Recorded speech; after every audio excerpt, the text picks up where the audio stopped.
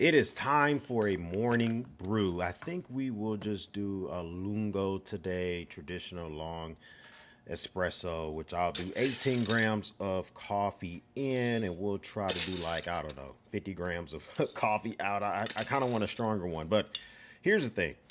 I think that there are some interesting SHTF situations that could be on the horizon. The first one I want to talk about is that the Trump administration just revoked the legal immigration status of over 500,000 immigrants from the countries of Cuba, Haiti, Nicaragua, Venezuela.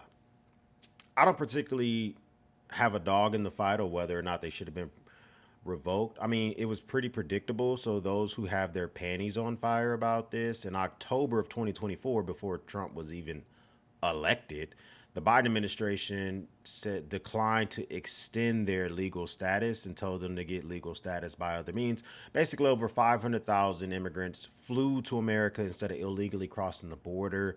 It was a Biden administration's effort to reduce border crossings. So they flew here from those four countries. They were given a special status, and they weren't going to extend it. So it being revoked is not really that big of a surprise. However, one thing I do want to talk about is that also recently the Trump administration signed an executive order enacting the Aliens Enemies Act. It's only been used 3 times in our country history. All 3 times we're doing times of war. We're not really under a time of war at the moment.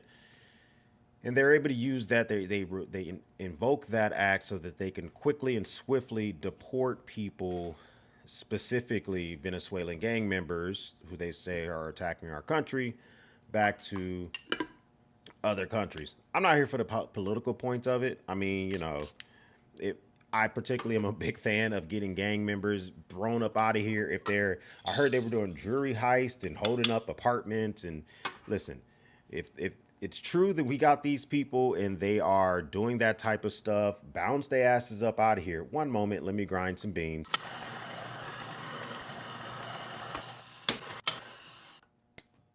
The thing is I think that as we who are a fan of bouncing people up out this country who should not be here, especially if they're doing violent stuff, we also need to think about what it could mean. This Alien Enemies Act that has been invoked, it's a wartime power that the president has, and the president has a lot of powers. One thing I want you guys to think about is, let me give you guys a little bit of Marine X lore. Okay. My father in law is Venezuelan. He lives in Venezuela. And he was a part of the Secret Service in Venezuela. The Secret Service in Venezuela is not how we use the Secret Service here. Secret Service here investigates threats against the presidency. They have a lot of details where they, of course, are protecting the president and his family, and a lot of other folks that have diplomatic type of status can get Secret Service protection. That's not how the Secret Service is in Venezuela. They're similar to like the FBI over there, and they investigate crimes and they can lock people up. Well, when Maduro took over a very long time ago, my father-in-law fled to Trinidad because Maduro, was literally executing Secret Service members. And for the longest time, my father-in-law lived in Trinidad. And, for a while, I talked to my father-in-law about, you should seek asylum in the United States and we will take care of you financially. You can live at our house. You should just present yourself at a border, like literally, I wanted him to present himself at a port of entry, buy a ticket from Trinidad to the United States and present himself in like Miami or Houston or Dallas.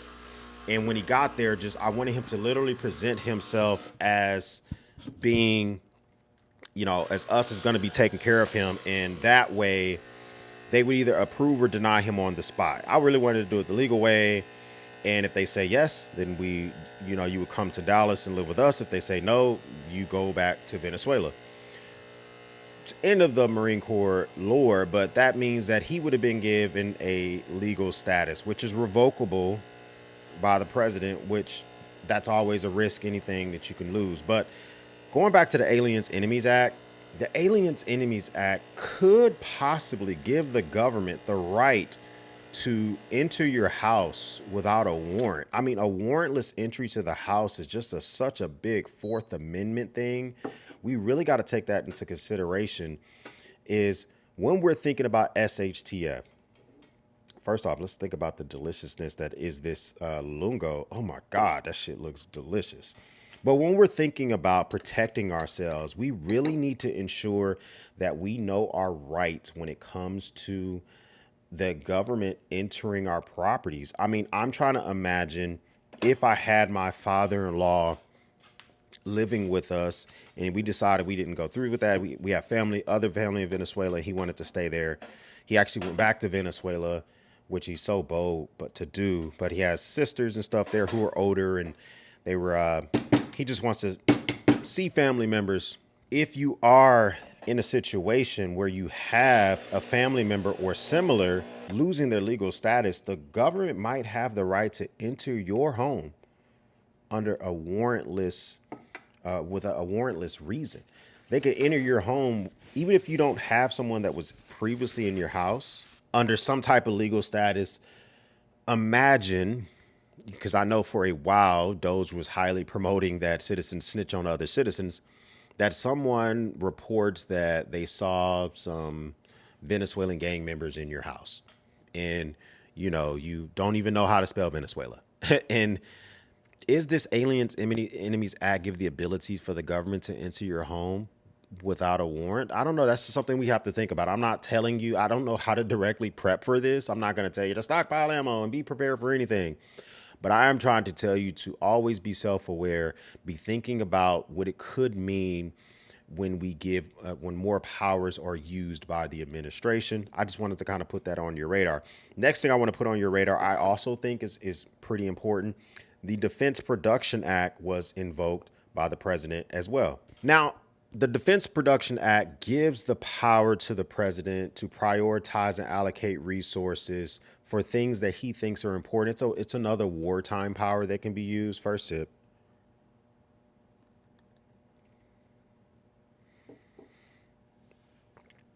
He can incentivize the building of certain production items or services, incentivize companies to do that. It's for national defense purposes, securing essential materials and services.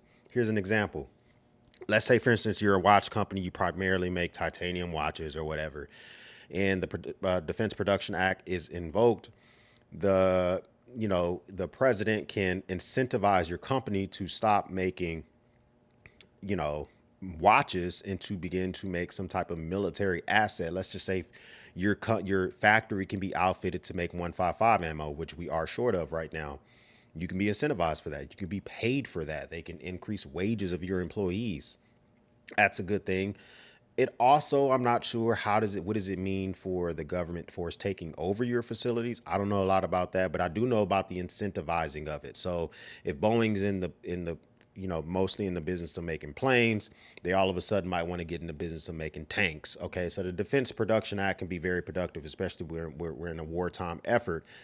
But the reason that we invoked it is because the president wants the Interior Secretary to incentivize companies and to use more government resources to harvest rare earth minerals. China has banned the selling of certain rare earth minerals to the United States. That's not talked about a lot, but that could cause prices of certain things to go up. What are rare earth minerals that we're talking about? We're talking about stuff like quartz, cobalt, silicon, pyrite, lithium. This stuff goes in things such as medical equipment, batteries, other things such as electronics.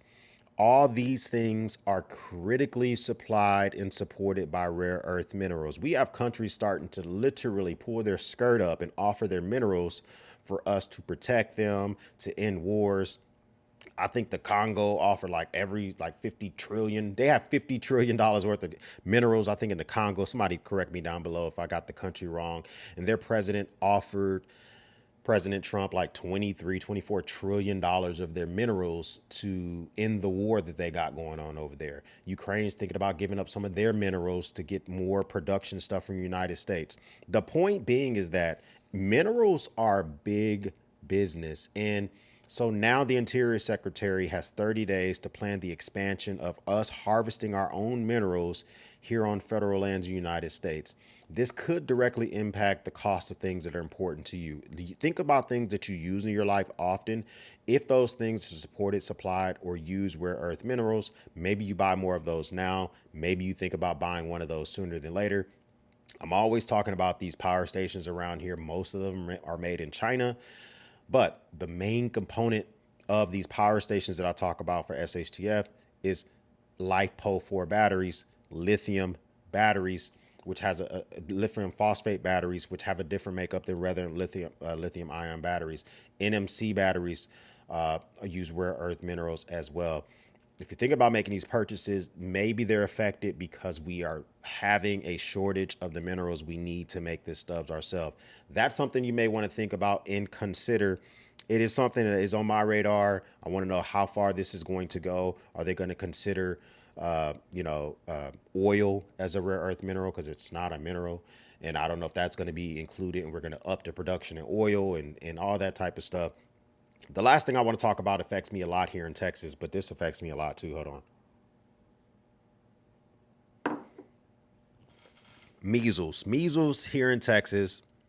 We are starting to, if we have not crossed over 300 cases, we're very, very close to it. Just here in Texas alone, over 40 people have been hospitalized. We had the first death of an adult here in the region as well. And this case, this is slowly but surely starting to become a concern because we have more cases, more hospitalizations, and more deaths so far in 2025 March than we did all of last year. So that's something that does definitely is a concern of mine. And that's over 300 people who have been diagnosed, went in, had the symptoms, red eyes, rashes, inability for their immune system to process and fight other stuff. But how many people are asymptomatic? How many people, if you were born after 1957, you're an adult and you've had one measles, mumps, and rubella MMR vaccination, you have a high likelihood of not getting it. But could we be asymptomatic? Could we be spreaders? It's crossed nearly a dozen states that we're thinking about this. It's highly affecting people who are not vaccinated, kids that have not had their second vaccination yet, all of that good stuff. But I'm very concerned about, as we talk about all this stuff, other stuff that's going on in the States, we got migrants and people, people getting deported and rare earth minerals and the price of stuff going up and tariffs, which I'm not even going to talk about today. Being able to forecast and make a protection for yourself is critical when it comes to medical supplies. I just did a video, it's going to be dropping later today, of an EDC DIY trauma kit. It's a vehicle trauma kit. It's not going to really help you with measles, but starting to think about medical kits are important. I'm going to stress this again. If you still haven't done it, and I've been talking about this for a month, what are you doing? I'm surprised that you clicked and watched this video because I'm going to do nothing but tell you, Mark, make the freaking med kit, Mark. I see you. Hey, but that's all I got, man. I just want to talk about some of that stuff over a cup of coffee because I did think it was kind of important when we talk about the access the ability has in your personal life when it comes to this Alien Enemies Act, the Defense Production Act, and measles. Tariffs are still on the horizon for me. We're kind of just starting to see things be affected by tariffs. The reason that we enacted Defense Production Act is because of tariffs. Is because we want to ensure that we can keep the increase of minerals up. Because although we have a lot of minerals here in the United States, we rely on other countries for mineral imports. Still a lot of stuff from South America, a shit ton of stuff from Africa and from Europe as well. And if we're going to be slapping tariffs on those countries, they're going to slap tariffs back on us, and that could increase prices. Comment down below. What do you think are some big SHTF stuff that we need to think about? How do we even combat the possibility of the Alien Enemies Act allowing for the government to kick your door in without a warrant? What do we do about that? If this is your first time stopping by, hit the subscribe button. I would love to have you part of the battalion. If this is not your first time stopping by, well, thank you once again for watching me run my grave. For everyone else, we'll speak soon.